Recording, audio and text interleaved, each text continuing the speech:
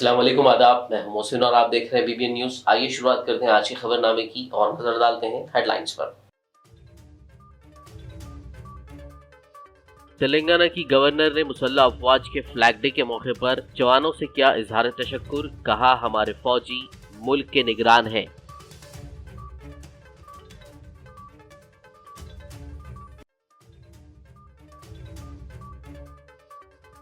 Telangana CPI का चलो Raj Bhavan programme police ने बनाया नाकाम, रियासत में गवर्नर के निजाम को खत्म करने का कर रहे थे मुतालबा।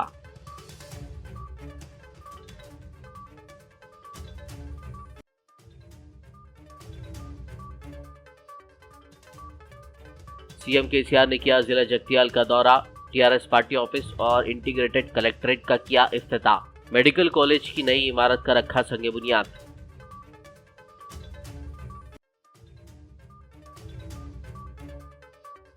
जगतियाल दौरे के मौके पर सीएम केसीआर का सनसनीखेज फैसला, कुंडागट्टू मंदिर की तरक्की के लिए किए 100 करोड़ मंजूर, बंडा लिंगापुर को मंडल का दर्जा देने का ऐलान।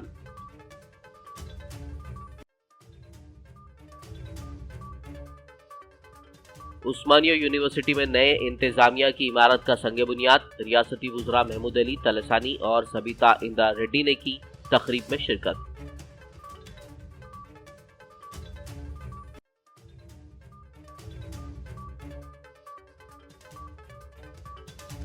हैदराबाद के आसमान में दिखा रिसर्च बलून, विकाराबाद के मरपली मंडल में हुई रिसर्च बलून की लैंडिंग।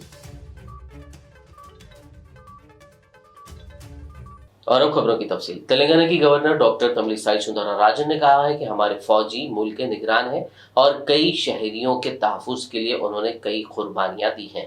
उन्होंने आज मुसल्लह अफवाज के फ्लैग डे के मौके पर ट्वीट करते हुए कहा कि आइए हिंदुस्तानी मुसल्लह अफवाज की बहादुरी और खिदमत को सलाम करें, आए मुमकिन तरीके से उनके बहबूद के लिए रोल अदा करें। तेलंगाना सीपीआई लीडरों और कारकुनों को राजभवन जाने के दौरान पुलिस ने रोक दिया। बाएं बाजू की इस जमात के लीडरान और कारकुनान रियासत में गवर्नर के निजाम को खत्म करने का मुतालबा करते हुए राजभवन की सिमत बड़ी तादाद में जाने की कोशिश कर रहे थे। पुलिस ने इस एहतजाज की इत्तला के साथ ही चौकसी का मुजाहरा किया और राजभवन जाने वाले रास्तों पर रुकावटें खड़ी कर दी, बैरिकेडिंग लगा दी।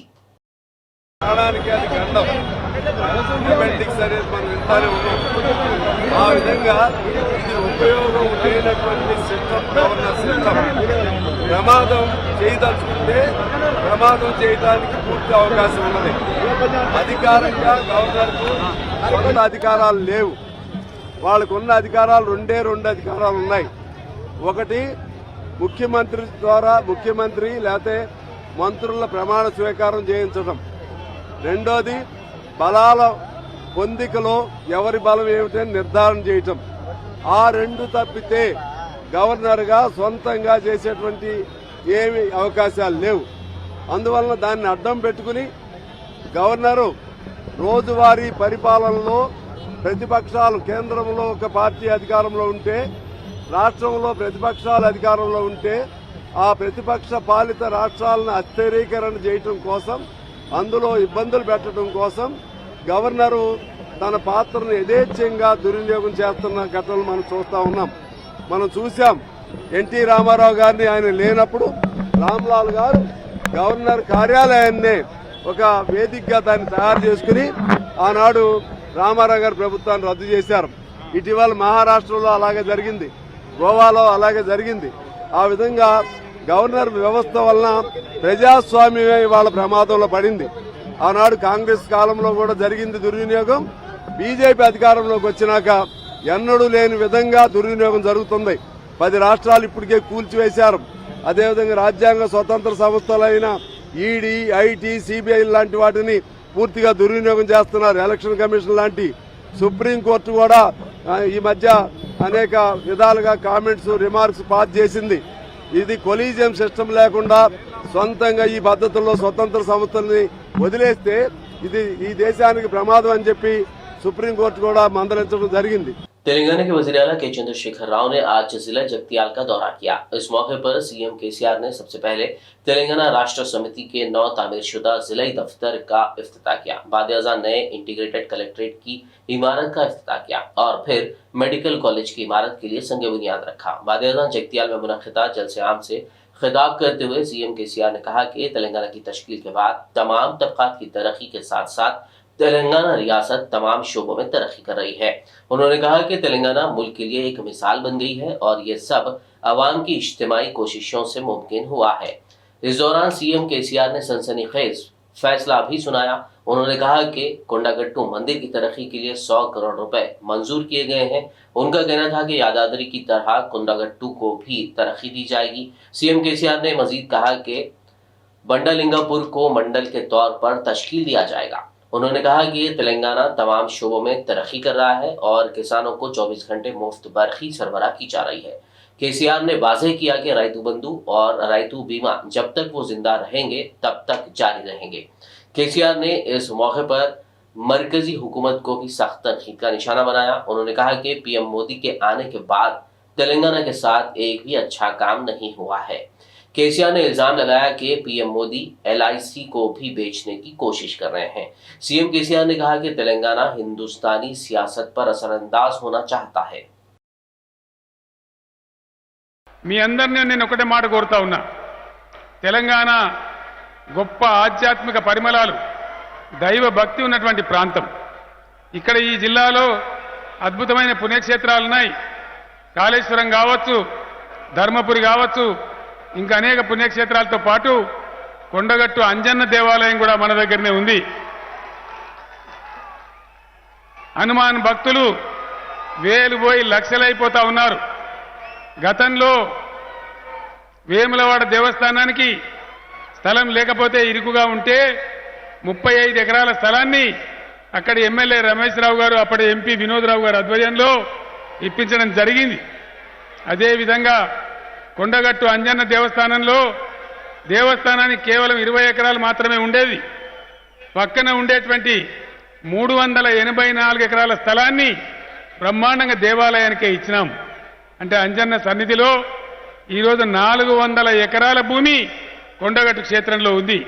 నేను ఒక్కటే మాట మీకు మనవి చేస్తా ఉన్నా, మహిమాన్వితమైనటువంటి గొప్ప కొండగట్టు అంజన్న క్షేత్రానికి ఈరోజు ఈ వేదిక నుంచి 100 కోట్ల రూపాయలు మంజూరు చేస్తూ ఉన్నాం. త్వరలోనే కొద్ది రోజులలోనే నేనే స్వయంగా వచ్చి దానికి సంబంధించినటువంటి స్థపతులను ఆగమ శాస్త్ర ప్రకారం అద్భుతమైనటువంటి భారతదేశంలోనే సుప్రసిద్ధమైనటువంటి దేశం నోరు వెళ్లబెట్టేటటువంటి పుణ్యక్షేత్రాన్ని నిర్మాణం చేయిస్తా అని చెప్పి కూడా నేను మీ అందరికీ హామీ ఇస్తా ఉన్నా. तेलंगाना भर में सनसनी फैलाने वाले टीआरएस अरकान असेंबली की खरीदारी की कोशिश के मामले के मुलजिमीन में से एक मुलजिम सिमहायाजी को शहर हैदराबाद की चंचलगुड़ा जेल से रिहा कर दिया गया है। एक हफ्ता कबल हाई कोर्ट ने उन्हें जमानत दे दी थी, जिसके बाद आज उन्हें जेल से रिहा कर दिया गया। जमानतों के ज़ाब्ते की तकमील में ताखीर की वजह से उनकी रिहाई में ताखीर हुई। रियासती वुज़रा मोहम्मद महमूद अली, तलसानी श्रीनिवास यादव और सबिता इंदिरा रेड्डी ने आज उस्मानिया यूनिवर्सिटी में 35 करोड़ रुपए की लागत से नई इंतजामिया की इमारत की तामीर के लिए संग बुनियाद रखा। इस मौके पर MLC Surabhivani Devi, VC Ravindra, deputy mayor M Srilatha Shobhana Reddy और दीगर ने शिरकत की। बाद वज़ीर तालीम सबिता इंदिरा रेड्डी ने बात करते हुए कहा कि चंद दिन कबल 38 करोड़ रुपए की लागत से हॉस्टल की नई इमारत की तामीर का संग बुनियाद रखा गया था और अब नई इंतजामिया की इमारत के लिए संग बुनियाद रखा गया है। उन्होंने कहा कि सीएम केसीआर और वजीर IT KTR OU की तरक्की के लिए खुसूसी फंड्स मख्तस कर रहे हैं। वजीर सबिता इंदिरा रेड्डी ने तालीमी निज़ाम में तब्दीली लाने और तुलबा के मसाइल को हल करने के लिए सीएम केसीआर का शुक्रिया अदा किया। అందరికీ అభినందనలు కూడా ఈరోజు, ఎందుకంటే ఒక మంచి కార్యక్రమానికి ఈరోజు మనం శ్రీకారం చుట్టడం జరిగింది. గౌరవ ముఖ్యమంత్రి గారి నాయకత్వంలో విద్యలో మార్పులు తీసుకురావడమే కాకుండా విద్యా వ్యవస్థకు కావాల్సిన ఇన్ఫ్రాస్ట్రక్చర్ అంతా కూడా క్రియేట్ చేయాలనే ఆలోచనతో ఈరోజు ఉస్మానియా యూనివర్సిటీ 100 ఏళ్ల పై చిలుకున్న యూనివర్సిటీలో, ఎన్నో ఉద్యమాలకు వేదికైన యూనివర్సిటీలో అన్ని అవకాశాలు కూడా కలగాలని, ఇక్కడ చదువుతున్న గ్రామీణ ప్రాంతాల్లోని విద్యార్థులకి సకల సౌకర్యాలు ఉండాలన్న ఆలోచనతో గౌరవ ముఖ్యమంత్రి గారు తీసుకున్న నిర్ణయంతో లాస్ట్ వీక్లో ఒక హాస్టల్ బిల్డింగ్ ఫౌండేషన్ వేసుకోవడం జరిగింది. దాదాపుగా 38 కోట్లతో దాని ఫౌండేషన్ వేసినాం. వీళ్ళని తొందరగా దాన్ని పూర్తి చేయాలని ఆలోచన. అదేవిధంగా ఈరోజు ఈ బిల్డింగ్కి 34 కోట్లతో ఫౌండేషన్ వేయడం, దీన్ని కూడా తొందరగా పూర్తి చేసి అందించాలనే సంకల్పంతో దాదాపుగా 74 కోట్ల రూపాయలకు సంబంధించిన బిల్డింగ్ కన్స్ట్రక్షన్ ఈరోజు మన ఉస్మాన్ యూనివర్సిటీలో జరగబోతోంది. నిజంగా గతంలో ఎప్పుడు జరిగి ఉండదు. భవిష్యత్తులో ఇంత పెద్ద ఎత్తున తీసుకుంటున్నారు తెలియదు, కానీ ఇంత పెద్ద ఎత్తున నిర్మాణాలకు చేపట్టిన ఈసీ గారికి, అదేవిధంగా గౌరవ ముఖ్యమంత్రి గారు ప్రత్యేకంగా ధన్యవాదాలు చెప్తూ దాదాపుగా 2 లక్షల స్క్వేర్ ఫీట్ సంబంధించిన స్ట్రక్చర్ ఇక్కడ రాబోతోంది. బట్ చాలామంది గ్రామీణ ప్రాంతాల నుండి వచ్చిన చాలామంది విద్యార్థులు ఇక్కడ ఉన్న వాళ్ళందరికీ కూడా మంచి సౌకర్యం కల్పించే ఉద్దేశంతో దీన్ని పూర్తి చేసి అందించాలనే సంకల్పంతో మా చైర్మన్ గారిని రిక్వెస్ట్ చేస్తున్నాం. 9 మంత్స్లో వీటిని పూర్తి చేసి మన విద్యార్థులకు అందించేటట్టు డే అండ్ నైట్ పనిచేయాల్సిన బాధ్యత ఉందని ఒకసారి రిక్వెస్ట్ చేస్తూ ప్రపంచం అందరూ కూడా ధన్యవాదాలు. सदर मजलिस इत्तेहादुल मुस्लिमीन व हैदराबाद रुकन पार्लियामेंट बैरिस्टर असदुद्दीन ओवैसी की हिदायत पर आज कारवान रुकन असेंबली कौसर मोहिउद्दीन ने गोलकुंडा एमआरओ के साथ मिलकर गोलकुंडा मंडल के तहत मंजूरा शादी मुबारक और कल्याण लक्ष्मी स्कीम के 81 चेक्स दरखास्त गुजारों में तकसीम किए। मजलिस पार्टी के हेडक्वार्टर दारुस्सलाम वाक़िआ आकापुरा में मुनक्किदा इस तकरीब में मजलिसी कॉरपोरेटर्स व सरगर्म कारकुनान और इस्तिफादा कुनिंदगान मौजूद थे।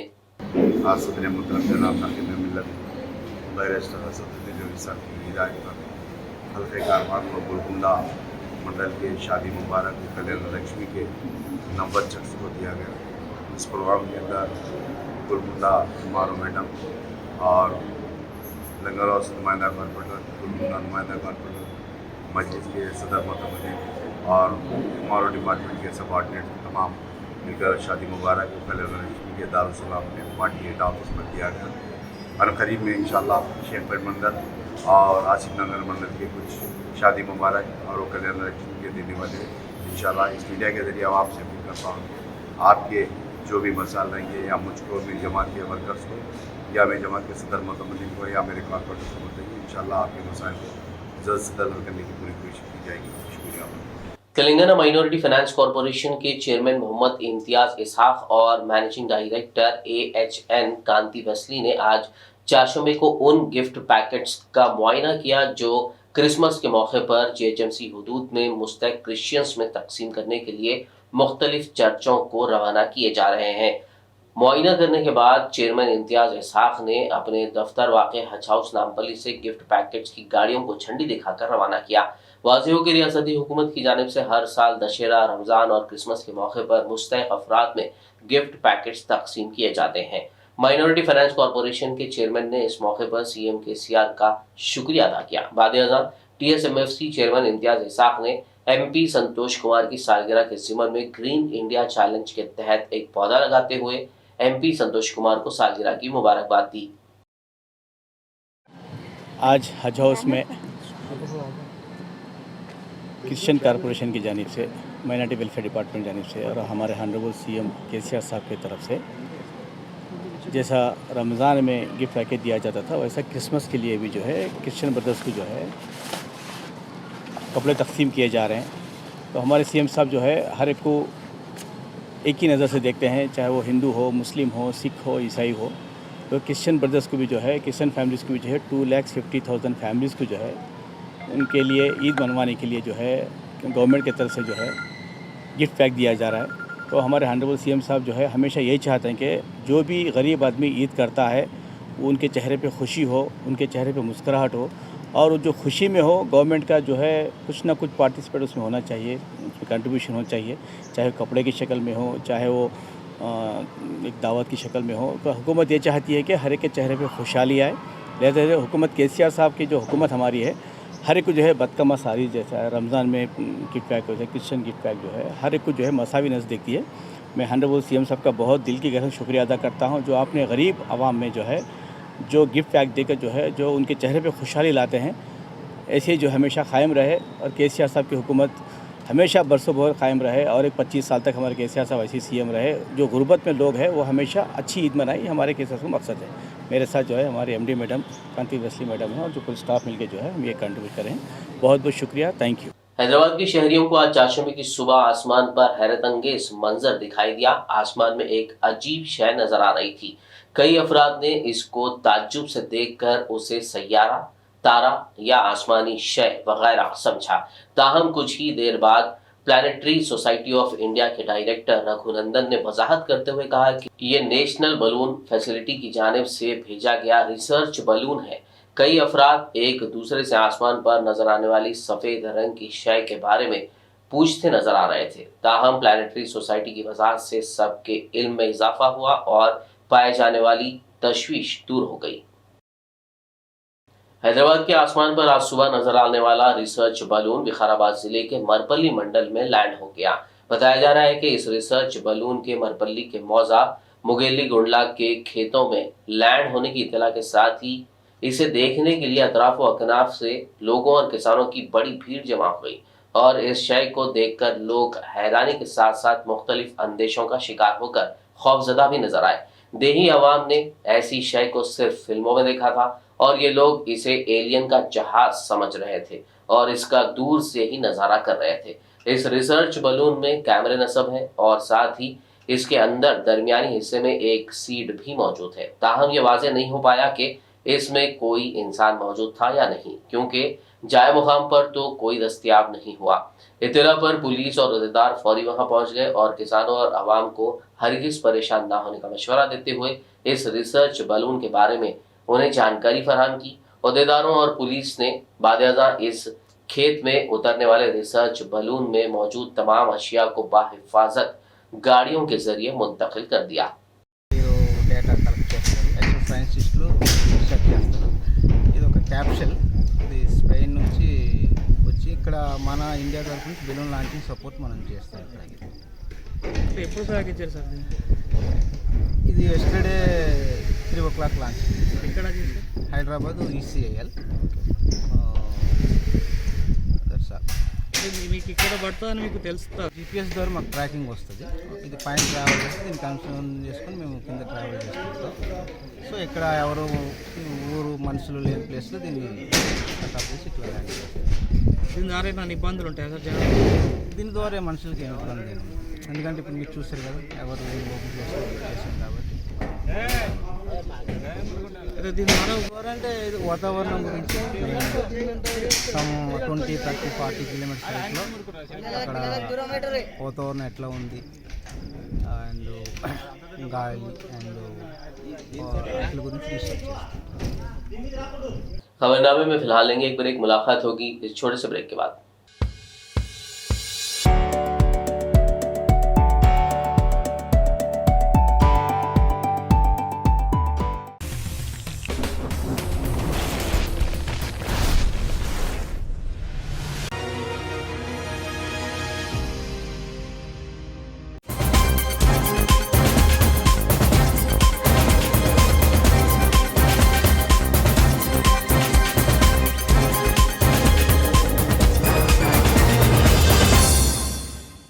ब्रेक के बाद खबरनामे में आपका दोबारा खैर मकदम। आइए बढ़ते हैं मज़ीद खबरों की जानिब। मरकजी हुकूमत के अहकाम के ज़ेर असर पहली ता 8वीं जमात के अक़लियती तुलबा स्कॉलरशिप से महरूम हो रहे हैं, जिसकी वजह से ज़िला निर्मल के शहर भैंसा में वाक़े क्रीसेंट हाई स्कूल के तुलबा और तालिबात ने BBN चैनल के नुमाइंदे मोहम्मद रब्बानी से बात करते हुए स्कॉलरशिप के हुसूल के लिए वज़ीर-ए-आज़म नरेंद्र मोदी और मरकजी वज़ीर अक़लियती बहबूद स्मृति ईरानी से पुरजोर अपील की है। आइए देखते हैं। बात कर रहे हैं भैंसा शहर में।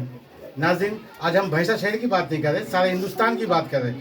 जो सेंट्रल गवर्नमेंट ने बच्चों का स्कॉलरशिप कट कर दिया गया, फर्स्ट क्लास से लेकर 8वीं क्लास तक कट कर दिया गया, ये बच्चों के साथ नाइंसाफ़ी है। आइए बच्चों की राय क्या है, स्टूडेंट की राय क्या है, उनसे मालूमात करेंगे और उनसे पूछेंगे। बेटे आपका नाम क्या है?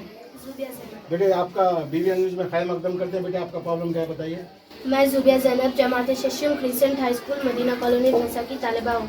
मरकज़ी हुकूमत ने पहले ता 8वीं जमात के हम मासूम अक़लियती तलबा को स्कॉलरशिप से महरूम किया है, जिसकी बिना पर आज हम मरकज़ी हुकूमत की दी जाने वाली स्कॉलरशिप के असूल के लिए मुतालबा कर रहे हैं।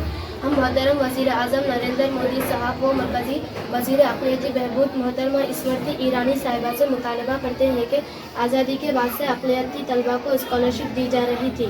जारिया तालीमी साल भी स्कॉलरशिप के असूल के लिए कई दरख्वास्तें तलब की गई, लेकिन मरकज़ी हुकूमत ने हक़ तालीम कानून का बहाना बनाकर स्कॉलरशिप को रोक दिया है और ज़िला सतह पर भी नोडल ऑफिसर हमारी स्कॉलरशिप की दरख्वास्तों को मनसूख कर रहे हैं, जो कि हम मासूम तलबा के साथ नाइंसाफ़ी हो रही है।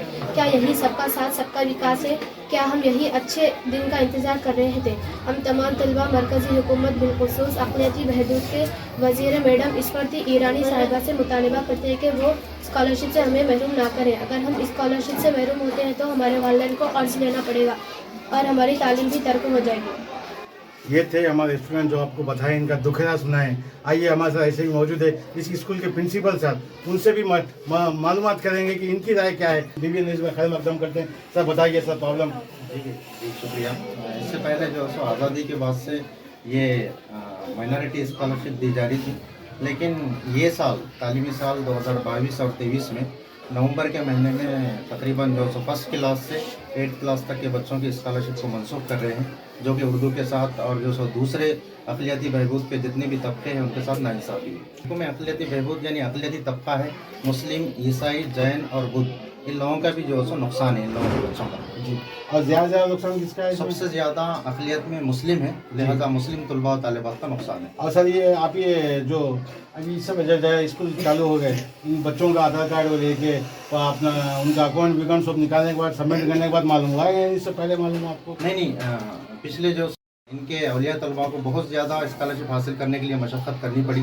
इसके लिए इनकम सर्टिफिकेट भी जो सो निकाले, ऑनलाइन फॉर्म भी करे, बावजूद इसके कि जो सो दरमियान में स्कॉलरशिप को जो सो रिजेक्ट कर दिया जा रहा और RTE कानून का बहाना बनाकर जो सो इसको स्कॉलरशिप को मनसूख किया जा रहा, जो कि सरासर नाइंसाफ़ी। ये थे हमारे प्रिंसिपल साहब जो आपको तफसील में बताएं, और उनका ये भी कहना है कि बच्चों के साथ नाइंसाफ़ी है और ज़्यादा से ज़्यादा उर्दू तालीम के साथ नाइंसाफ़ी है, इस साल का कहना है। और स्टूडेंट भी गवर्नमेंट से ये चाह रहे हैं कि हमारे साथ ऐसा नाइंसाफ़ी ना करें, हमारे साथ कुछ अच्छा करें। हम हिंदुस्तान का भविष्य है, हम हिंदुस्तान की ताकत है, हम हमारे साथ ही ऐसा नाइंसाफ़ी करें। और ये स्कॉलरशिप कट होने से किसी के वालिद साहब, किसी के भाई, कोई मिस्त्री करता, कोई लेबर ही करता, कोई रिक्शा चलाता, जो स्कॉलरशिप जो आता था उससे उनका कुछ फीस का जरिया निकल जाता था। मगर गवर्नमेंट तो चीख के कह रही है कि गवर्नमेंट में पढ़ाइए, प्राइवेट में मत पढ़ाइए। मगर गवर्नमेंट में पढ़ाने के बाद वहाँ नहीं रहता, कोई दूसरा टीचर नहीं रहता, स्टूडेंट ज़्यादा है, सारा कम है। जहाँ गवर्नमेंट ऐसा भी कर रही, जहाँ विलेजों में स्कूल जगह जगह स्कूल खोल के वहाँ स्टूडेंट ज़्यादा है, वहाँ के टीचरों को इधर फेंक दे रही, इधर के टीचरों को उधर डाल दे रहे, ये भी नाइंसाफ़ी है। तो गवर्नमेंट में कौन पढ़ाएगा? और जो चाह रहे थे कि हमारे बच्चे पढ़ के हिंदुस्तान का नाम रोशन करेंगे, आगे बढ़ेंगे, इसलिए वो कोशिश करके बच्चे पढ़, उनके वालिदैन इस प्राइवेट स्कूल में डाल रहे। प्राइवेट स्कूल में डालने के बाद फिर भी उनके साथ नाइंसाफ़ी ऐसा हो रहा है। ऐसा क्यों? ये बच्चों का कहना है। और बच्चे ये भी कह रहे हैं कि मोदी जी से कि हमारे साथ नाइंसाफ़ी ना करें, हमारे साथ अच्छा इंसाफ करें, ये बच्चों का कहना है। और बच्चे ये भी कह रहे हैं कि हम बहुत रिक्वेस्ट कर रहे हैं सरकार से, गवर्नमेंट से रिक्वेस्ट कर रहे हैं कि हमारे साथ नाइंसाफ़ी ना करें। मैं कैमरामैन शाफे के साथ मोहम्मद रब्बानी, BBN न्यूज़, भैंसा। आदिलाबाद बीजेपी पार्टी से वाबस्ता खवातीन विंग की क़ियादत में कलेक्ट्रेट चौक पर TRS MLC की कविता के खिलाफ धरना देते हुए फौरी गिरफ्तारी का मुतालबा किया गया। इस मौके पर पद्मा गौड़ ने कहा कि दिल्ली शराब घोटाला मुल्क का सबसे बड़ा घोटाला है। MLC कविता इसमें मुलव्विस है और यही वजह है कि तेलंगाना की खवातीन का आज सर झुक रहा है। उन्होंने कहा कि ये KCR हुकूमत का असली चेहरा है। उन्होंने कविता को फौरी तौर पर गिरफ्तार करने के लिए नारे लगाए। ఇంట్లో అందరూ మొబైల్ తాగేస్తున్నారు, తాగే చేస్తున్నారు, ఆడలను కొడుతున్నారు, డబ్బులు ఖరాబ్ అవుతున్నాయి, ఆరోగ్యం ఖరాబ్ అవుతున్నది. ఈ తెలంగాణ ఇంతేనా? ఈ తెలంగాణ రాష్ట్రం ఎందుకు వచ్చింది? తెలంగాణ రాష్ట్రాన్ని తీసుకురావడానికి కారణం ఏంది అంటే వాళ్ళే బతుకుతున్నారు, KCR వాళ్ళ కుటుంబాలు బతుకుతున్నాయి. అంటే ఒక KCR బిడ్డ ఉండి, ఒక MLC ఉండి, MLC మేడం అయి ఉండి ఆమె లిక్క దందలో పాల్గొనడము సిగ్గుసేటు. ఆమెని వెంటనే అరెస్ట్ చేయాలి. అరెస్ట్ చేయకుండా ఇట్లా ఉద్యమాన్ని ఇంకా కొనసాగిస్తాం మేము. बोधन के बल्दी वार्ड 12 से नुमाइंदा रुकन अलीम रजा ने मजलिस इत्तेहादुल मुस्लिमीन पार्टी के नौमंतखब इंचार्ज जिला निजामाबाद शकील अहमद फाजिल की गुलपोशी करते हुए मुबारकबाद पेश की। एक यौम क़ब्ल हैदराबाद रुकन पार्लियामेंट व सदर कुल हिंद मजलिस इत्तेहादुल मुस्लिमीन बैरिस्टर रसूलुद्दीन ओवैसी की हिदायत पर भैंसा बल्दिया चेयरमैन जाबिर अहमद ने जिला निजामाबाद का दौरा करते हुए शकील अहमद फाजिल को इंचार्ज जिला की जिम्मेदारी सौंपी थी। बाद जाबिर अहमद ने मीडिया को बताया था कि अगले साल जनवरी या फरवरी नई जिलाई बॉडी की तश्कील अमल में लाई जाएगी, जिसके लिए जिले के दूसरे हल्के असेंबलियों से भी उम्मीदवारों का इंतखाब होगा। और बोधन वगैरह सबके जो बड़े बने हैं उसकी पॉजिटिव अमल में आएगी। लिहाजा आप तमाम को खुशखबरी देना चाहता हूँ कि आने वाले जो इलेक्शंस है उस पर सबसे पहले फोकस कीजिए आप लोग। और हमारे वोटर लिस्टों के ताल्लुक से जो फार्म 6 है और आधार लिंक है वो तमाम यहाँ पर हमारे काउंसलर्स भी आए हैं और हुजूर मुतमिन भी है, उनसे मैं ख्वाहिश करता हूँ कि वो अच्छे से अच्छा परसेंटेज वोटर लिस्ट में आधार लिंक में लाइए, ताकि सबसे ज़्यादा अहमियत जो इलेक्शन की है वो नामों में अगर उलट फेर हुआ तो फिर वो वोट नहीं डाल सकते। लिहाजा मैं चंद कलमात आपके सामने रखा हूँ, जो सदर मोहतरम की हिदायत भी मैं आप लोगों के सामने रखा। जिले कामारेड्डी के मदनूर मंडल में कुल जमाती कायदीन ने मुकामी तहसीलदार को एक अर्जी पेश की है, जिसमें उन्होंने मदनूर मंडल मरकज को रेवेन्यू डिवीजन में तब्दील करने के साथ साथ बांसवाड़ा मंडल मरकज को जिले का दर्जा देने का मुतालबा किया है। उनका कहना था कि चूंकि मदनूर हल्का चुक्कल में सबसे पसमानदा मंडल है और इससे कबल मदनूर को तालुका की पहचान थी, इसीलिए ऑल पार्टी कायदीन ने मदनूर को एक नए डिवीजन के तौर पर तश्कील देने के लिए अर्जी पेश की है। బాన్సువాడ జిల్లా మరియు మద్నూర్ మండలం రెవెన్యూ కేంద్రంగా ఏర్పాటు చేయాలని ఒక సందేశంతో మనం ఇక్కడ తహసీల్దార్ ఆఫీస్కు వచ్చేసినాం. ఎందుకంటే మొదట్లో కూడా మనం మద్దూరు అంటే ఒక తాలూకా ప్లేస్, తెలంగాణలో ఎక్కువ మటుకు ఇప్పుడు కొత్తగా ఏవైతే రెవెన్యూ డివిజన్లు అయినాయో తాలూకా ప్లేస్లను ఇచ్చిండ్రు. ఇది కూడా మాకు పూర్తి నమ్మకం ఉంది, మద్దూరును రెవెన్యూ డివిజన్ తప్పకుండా మద్దూరుకి ఇస్తారని మేము ఆశిస్తూ, మరి ఇదే విధంగా అందరూ ఏకతాటిగా ఉండి అందరూ మద్దతు తెలిపితే దీన్ని కూడా మనం సాధించుకోవచ్చు. అందరం ఎప్పుడు పిలిచినప్పుడు వచ్చి మనం దీన్ని ముంగడు తీసుకెళ్దామని ఎమ్మెల్యే గారి ఎంపీ గారి దృష్టికి తీసుకెళ్లి దీన్ని మనం ఏ విధంగా దీన్ని సాధించుకుందామని తెలియజేస్తూ कागज नगर मजलिस यूनिट सदर अब्दुल मुबीन ने 12 दिसंबर से पहले फहरिस्त राय दहिंदगान यानी वोटर लिस्ट में नामों के इंदराज के अलावा वोटर आईडी कार्ड को आधार कार्ड से लिंक करवाने की अवामुन्नास से अपील की है। यूनाइटेड मुस्लिम फेडरेशन के सदर की क़यादत में एक वफद ने आज सेंट्रल जोन डीसीपी से मुलाकात की। इस मौके पर उन्होंने रियासत तेलंगाना के मुसलमानों के मसाइल पर हुकूमत की तवज्जो मरकूज करवाने के लिए धरना चौक पर 12 दिसंबर से गैर मुअय्यना भूख हड़ताल की इजाज़त देने की अपील की। इस वफद में यूनाइटेड मुस्लिम फेडरेशन के सदर सूफी खैरुद्दीन खादरी, बीएसपी लीडर अबरार हुसैन आज़ाद और दीगर अरकान मौजूद थे। तो हम इसी के ख़िलाफ़ अइम्मा मौज़नीन और जो वक्फ़ अराज़ियात में गरीब मुसलमानों का बेघर मुसलमानों के हक़ के लिए आवाज़ उठाने के लिए, और सबसे बड़ा ज़ालिमाना वक्फ़ बोर्ड का रवैया ये रहा है कि वो मुस्लिम मैयतों को दी जाने वाली इमदाद को भी रोक दिया गया है और 5000 दरख्वास्तें इमाम मौज़ून के पेंडिंग पड़े हुए हैं 2018 से, अभी तो कोई सुनवाई नहीं हो रही है। इन मसाइल को लेकर हम 12 दिसंबर से इंशाअल्लाह गैर मुअय्यना मुद्दत की सिलसिलेवार भूख हड़ताल का आगाज़ करेंगे। उसकी तैयारी का आगाज़ शुरू हो चुका है। मैं तमाम मुसलमानों से मैं अपील करता हूँ कि इस एहतजाजी प्रोग्राम को ज़्यादा से ज़्यादा शरीक हों और इसको कामयाब बनाएं। हम जो है ना इस एहतजाज का हमारा कलीदी मकसद ये है कि वक्फ़ बोर्ड के जो अराज़ियात तकरीबन लूटी जा रही है, और हमारा ये मुतालिबा है कि बेघर मुसलमानों को लीज पर क़ानूनी तौर पर जो वक्फ़ एक्ट में मौजूद है 65 गज़ बेघर मुसलमानों को लीज पर दिया जाए। धरना चौक पर होगा, इंदिरा पार्क के सामने होगा। 12 दिसंबर को 10 बजे से इंशाअल्लाह ये धरने का आगाज़ होगा और इस धरने में हमारे शहर और तेलंगाना के दीनी, मिली, समाजी और तमाम सियासी जमातें इंशाअल्लाह ताला इस धरने में शरीक रहेगी और सब मिलकर हुकूमत को दोना मजबूर करेंगे इंशाअल्लाह। आदिलाबाद में Ekta taxi drivers and owners union के नौमुंतखब सदर मोहम्मद इलियास अहमद ने कहा है कि वो ड्राइवरों की फलाह बहबूद के लिए हर मुमकिन कोशिश करेंगे। आज चाशमे को प्रिंट मीडिया प्रेस क्लब में Ekta taxi drivers and owners union की प्रेस कॉन्फ्रेंस में उन्होंने यूनियन की नई तश्कील करदा कमेटी की तफसीलात से वाकिफ करवाया। उन्होंने कहा कि सदर की हैसियत से इलियास अहमद, नायब सदर Sheikh Iqbal, general secretary Rashid Khan, secretary Mohammed Asad, खाजिन शेख वसीम अहमद और शेख कलीम और दीगर जिम्मेदारान व अरकान को मुत्तफ़िक़ा तौर पर मुंतखब कर लिया गया है।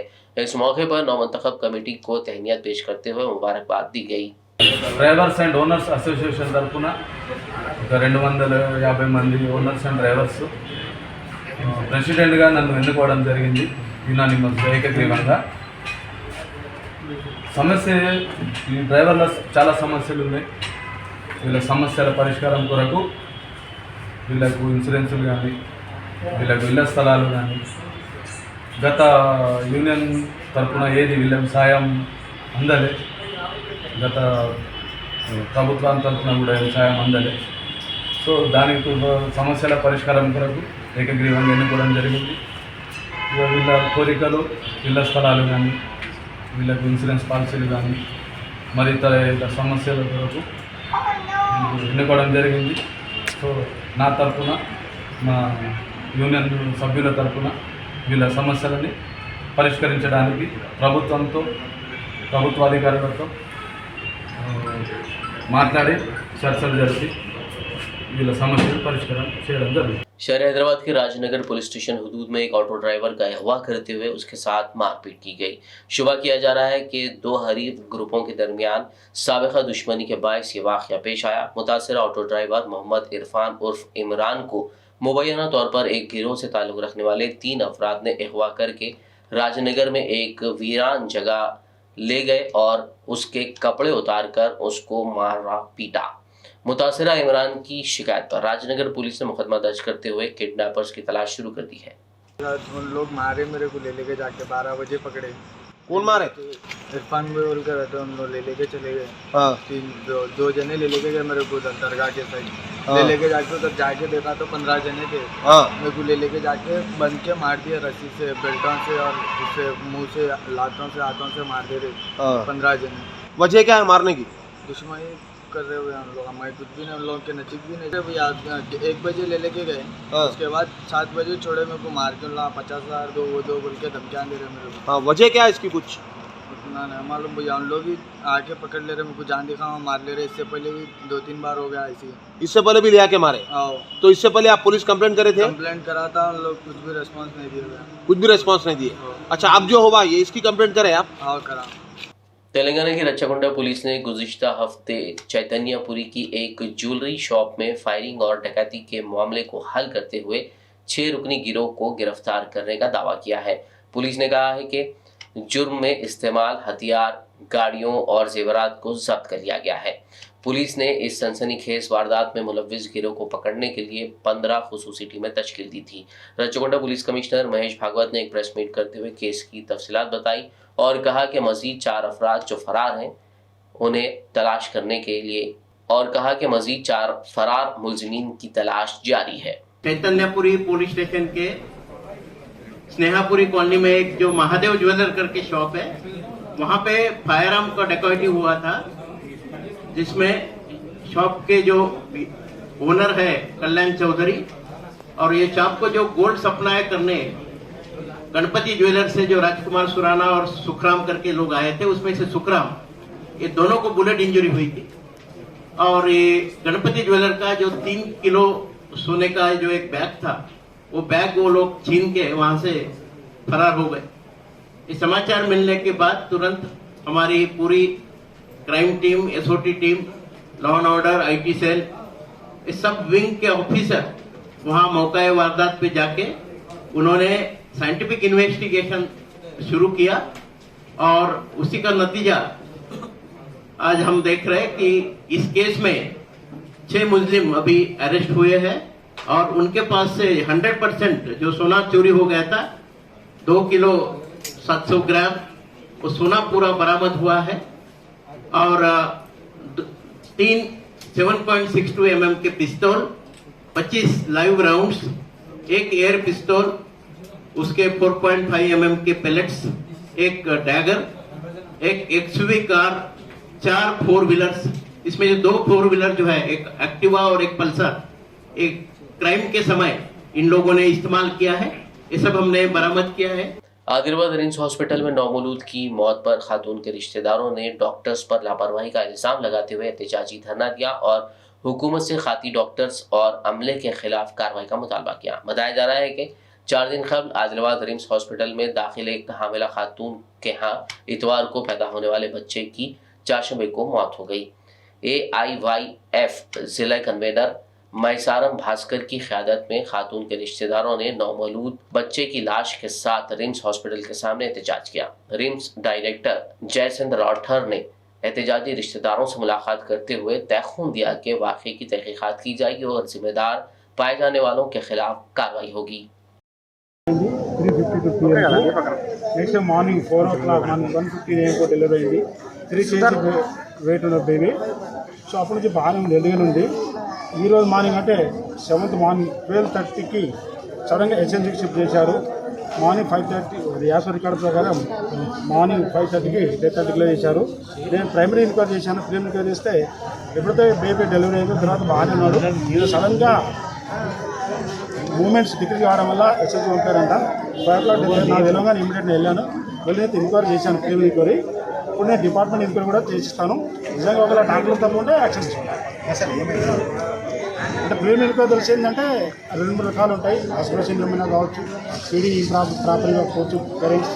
సో 2 కాదు. ఇప్పుడు రిటర్న్ ఎంక్వైరీ చేస్తే ఎగ్జాక్ట్లీ కాదని తెలుస్తుంది.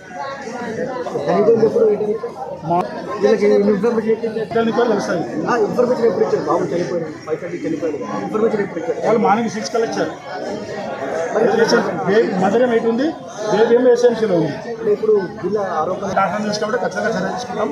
ఇటువంటి ఎక్స్క్యూట్ చేయడానికి आइंदा 2 दिनों के दौरान तेलंगाना के अजला के मुख्तलिफ मकामात पर हल्की से दरमियानी बारिश या गरज व चमक के साथ बारिश का इम्कान है। महकमे मौसमियात ने चाशमे को ये इत्तला दी। महकमे मौसमियात ने कहा कि जुमा, हफ्ता और इतवार को रियासत के कुछ अजला में हल्की से दरमियानी बारिश या गरज चमक के साथ बारिश की तवक्को है और 7 और 8 दिसंबर को मौसम खुश्क रहेगा। महकमे मौसमियात ने अपनी रिपोर्ट में कहा कि इतवार को भी बाज़ मकामात पर इसी तरह की सूरत हाल बरकरार रहेगी। तेलंगाना के गवर्नर डॉक्टर तमिलिसाई सुंदरराजन के हाथों जर्मनटन हॉस्पिटल के चेयरमैन व senior orthopaedic surgeon doctor Mir Jawad Zar Khan को तेलंगाना रियासत के आइकॉनिक जॉइंट रिप्लेसमेंट सर्जन का टाइम्स ऑफ इंडिया अवार्ड अता किया गया। बता दें कि ऑर्थोपेडिक मरीजों के लिए जर्मनटन हॉस्पिटल एक नुमाया मुकाम हासिल कर चुका है। इससे कबल रियासती वज़ीर दाखिला मोहम्मद महमूद अली ने भी एक तकरीब में जर्मनटन हॉस्पिटल की खिदमत की सताइश करते हुए डॉक्टर मीर जवाद जार खान और दीगर अमले का शुक्रिया अदा किया था। आज गवर्नर के हाथों टाइम्स ऑफ इंडिया अवार्ड हासिल होने पर डॉक्टर मीर जवाद जार खान ने अपने वालिदैन, अपने मरीजों, अपने तमाम खैरखाहों और जर्मनटन हॉस्पिटल के अमले का शुक्रिया अदा किया। डॉक्टर का नाम निकलते अरे बड़े डॉक्टर साहब दयालु डॉक्टर बहुत लोगों की मदद करते हैं, लोगों को तसल्ली पर जवाब देते हैं और पूरे ज्यादा टेस्टों के बोझ से बचाते हैं। दवाखाने ऐसी होना चाहिए। मेरी जान से आज बहुत से डॉक्टर्स यहाँ पे, हमारी बहनें भी डॉक्टर आई और सबको दिल की गहराई से इस बात का शुक्रिया अदा करता हूँ कि आपकी सर्विस जो होती है, गरीबों के लिए जो सर्विस होती है वो बहुत अहमियत की हामिल है। इसलिए मेरी जानिब से इस दवाखाने की तरफ से, और ये दवाखाना तो हमारे डॉक्टर साहब जवाद साहब का बहुत अच्छा सर्विस है, जिसके लिए मैं अक्सर व्हाट्सएप में भी दवाखाने के बारे में देखता रहता हूँ। तो मैं दिल की गहराई से जवाद साहब को और उनकी पूरी टीम को मुबारकबाद देता हूँ। आप लोगों ने बात देखा है कि जो बड़े जो डॉक्टर्स है। आखिर में एक नजर हेडलाइंस पर। तेलंगाना की गवर्नर ने मुसल्लह अफवाज के फ्लैग डे के मौके पर जवानों से किया इजहार तशक्कुर, कहा हमारे फौजी मुल्क के निगरान हैं।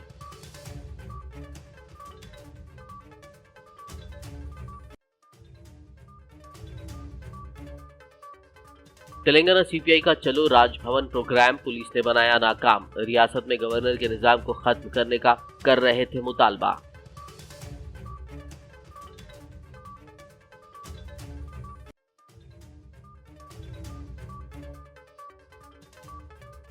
सीएम केसीआर ने किया जिला जगतियाल का दौरा, टीआरएस पार्टी ऑफिस और इंटीग्रेटेड कलेक्ट्रेट का किया इफ्तिताह, मेडिकल कॉलेज की नई इमारत का रखा संगे बुनियाद।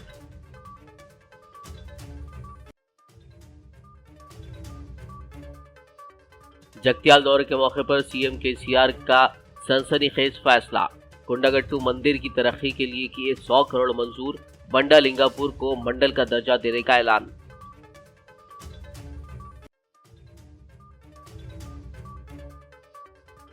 उस्मानिया यूनिवर्सिटी में नए इंतजामिया की इमारत का संग बुनियाद। रियासती वुज़रा महमूद अली तलसानी और सबिता इंदा रेड्डी ने की तकरीब में शिरकत।